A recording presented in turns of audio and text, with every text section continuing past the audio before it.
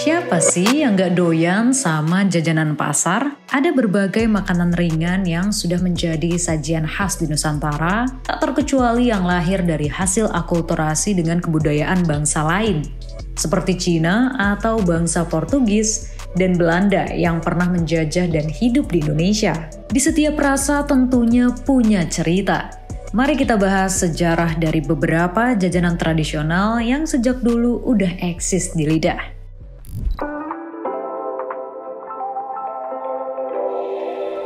Yang pertama ada kue lumpur. Jajanan ini berbentuk bulat pipi dengan cita rasa yang manis dan gurih. Biasanya ada hiasan kismis atau kelapa muda yang mempercantik visualnya. Menurut berbagai sumber terdahulu, kue lumpur ini dibawa oleh bangsa Portugis ke Indonesia. Orang Portugis biasa menyebut kue ini dengan sebutan pastéis de nata, yang biasanya terbuat dari custard yang merupakan campuran susu dan juga kuning telur. Namun nih, di Indonesia, bahannya itu seringkali dimodifikasi dengan kentang ataupun tepung terigu.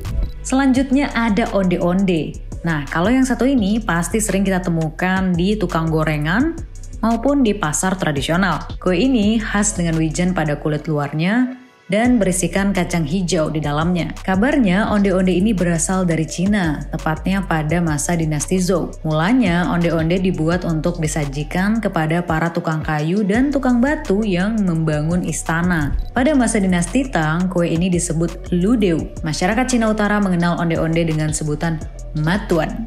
Di daerah kalian namanya apa? Yang ketiga ada jalangkote. Jajanan yang berasal dari Makassar ini sering dimiripin sama pastel. Tapi sebenarnya ada perbedaan nih dari segi isinya. Isi jalangkote ini ada wortel, ubi, toge, telur, bihun, mie, dan juga daging. Jalangkote disajikan dengan sambal cair dari campuran cabai dan juga cuka. Nama jalangkote sendiri itu ada sejarahnya nih. Awalnya berasal dari kata jalang yang berarti jalan, dan kote yang berarti berkotek atau teriak.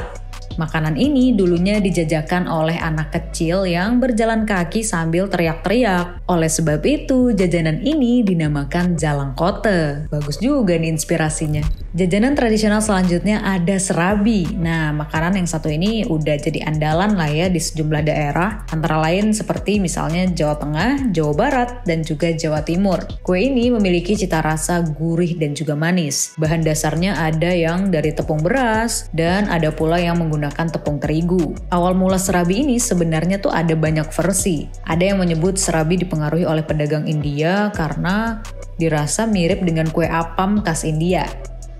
Uniknya, seperti kue putu, nama kue serabi juga tertulis beberapa kali dalam serat Centini. Sementara itu, dilansir dari situs Kemendikbud, sejarah serabi Notosuman Solo itu berawal dari ketidaksengajaan. Pendiri serabi Notosuman Nyonya Honggi Hok dan Pan Gyolan awalnya hanya diminta membuat apem oleh tetangga. Karena sangat diminati, mereka mulai akhirnya berjualan. Nah, suatu ketika seorang pelanggan minta dibuatkan apem yang bentuknya lebih pipih, dan lalu mereka ini menyebutnya serabi. Sejak saat itu, apem pipih tersebut disebutnya serabi. Gitu ceritanya ternyata. Tapi ya banyak versi ya, kalian percaya yang mana nih? Yang terakhir ada lumpia. Bentuknya itu mirip sosis Jawa, tetapi berisi rebung, telur, daging, dan udang. Makanan ini paling terkenal dari Semarang. Berdasarkan buku dari Sampu Kong ke Lumpia Semarang terbitan Balai Bahasa Jawa Tengah yang dilansir dari berbagai sumber juga nih, asal-usul lumpia itu berawal ketika lelaki Tionghoa bernama Joa Taijo tinggal menetap di Semarang.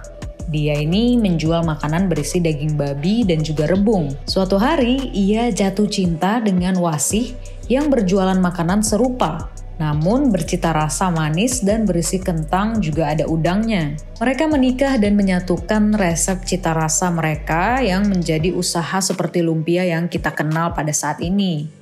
Nama lumpia itu uniknya juga nih diambil dari tempat mereka berjualan, yaitu di Olympia Park, yang mana tempat ini merupakan pasar malam di zaman Belanda. Itulah dia sejarah singkat dari beberapa jajanan pasar tradisional yang selalu menjadi andalan masyarakat kita. Kalian paling suka yang mana nih? See you in another story.